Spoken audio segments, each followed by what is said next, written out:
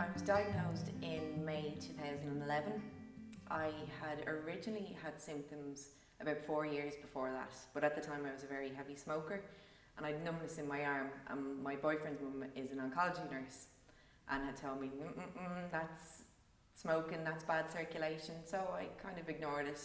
Then I started having a blurriness in my left eye. At the time I'd been working on a big project and worked long hours. Went to the doctor sent me to Specsavers. They said I was just spending too much time in front of the PC. So that was 2007, then nothing until February last year.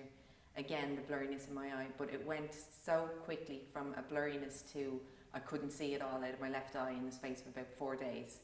So I went to see a GP just down the road from work, which just happens to be around the corner from the eye and ear. She sent me down to the eye and ear.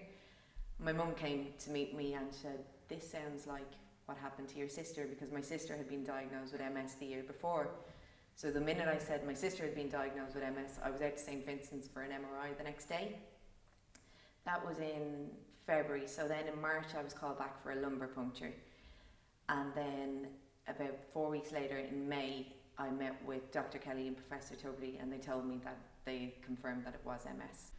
When I was told, first of all, that I had MS, probably the shock wasn't as bad because we'd gone through it the year before with Rachel, and although her relapses had been frequent and severe in the year, she was still fine, she was still bubbly, she was still happy. The one thing that did worry me was I had an exam in 2 weeks and then I was getting married in 8 weeks.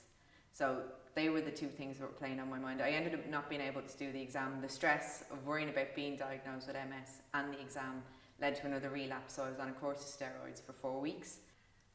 Because I was diagnosed just before I got married, obviously when we were getting married we were talking about having children, and it was something that I was worried about because I didn't really know if it would affect us trying to have children. We talked about it a lot on honeymoon and the fact that we did want kids, but Ronan had resounded himself to the fact that if we couldn't, that wasn't the end of the world. So when I came back from honeymoon, I came back on Monday, and then Wednesday I had my 6-month checkup with Professor Tubridy. And I think the best piece of advice I'd ever been given was what Professor Tubridy said to me when we asked him about having kids.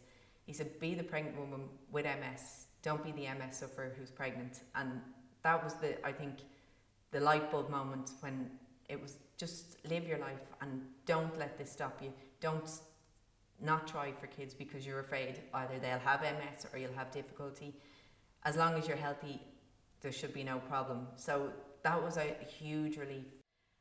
I suppose the positive thing of Rachel and I both being diagnosed with MS is everybody in our workplace now, because we work together as well, knows about MS. My godson the other day said to me, "Oh, I'm doing sponsorship for you," because he's doing the MS readathon. And I suppose that's kind of my mission now, is to raise awareness and to stop the comments like you'll end up in a wheelchair, and to show that Rachel and I both have MS. It's in our family. It's not a hereditary, first of all, so it doesn't necessarily mean that our children will have it, but it is genetic. And the more awareness we raise as a family, the more people who have been diagnosed will see that it's not this big scary monster, that it can be managed. And if someone else in your family does have it, it's really, really unfortunate. But also for me, it was a great support for Rachel to have MS, because I knew what to expect. For me, I have relapsing remitting MS, so the majority of the time I'm fine, and then sometimes it will come back, and it varies in different ways. Sometimes it's my left eye gets very sleepy and tired and I lose the sight altogether. But the first relapse I had about 6 weeks after I was diagnosed was my right arm. First of all, it started off as pins and needles and tingling, and then I was in the shower one day. So I got into the shower and I washed this, and when I turned around, the water was so hot that it really, really burnt my left arm. And I turned back around and I couldn't feel it in my right arm again. So finished in my shower and got out and went downstairs, and my right arm at this stage looked like it had been burnt. It was that red. I was like, this is really strange. So I went into work the next day and I was leaning on the desk to do something, pick up my pen, and a shooting pain went right up my arm. I was like, that pain was not for the proportion of how I knocked it on the desk. So I rang Marguerite, who's the MS nurse in St. Vincent's, and she said, "Come in and see us."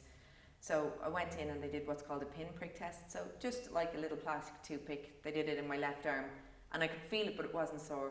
but in my right arm it was like somebody was jamming something really, really hard in. So even though the arm is numb, pain or stimulus are really, really exaggerated in it. So that would be the most severe relapse that I've had, is that numbness, but then the extreme pain if it's any little sort of a knock or a bump. My MS is managed by an injection 3 times a week. So that was probably a hard thing to get used to, was the thought of having to inject 3 times a week. Exercise is hugely important, but it's kind of a vicious circle. I'm so tired that I don't want to go to the gym, but when I go to the gym I feel amazing after it. So it's getting the willpower and the energy to not sit down when you come in, go straight out to the gym. Or even, I've a boxer dog and she just needs to be walked for hours. So get straight in, put the lead on Daisy and bring her out and walk her for even just 20 minutes, half an hour, just to get the fresh air in. I think what triggers any relapse that I've had is stress. It was the stress of exams, of planning a wedding. Even in work now, my boss will come over to me and go, "You're a little bit stressed, do you think you should go home?" And I'll go home and just go to bed for an hour, chill out, sit on my own, listen to some music or whatever. So I think your mental health plays a huge, huge part in managing your relapses.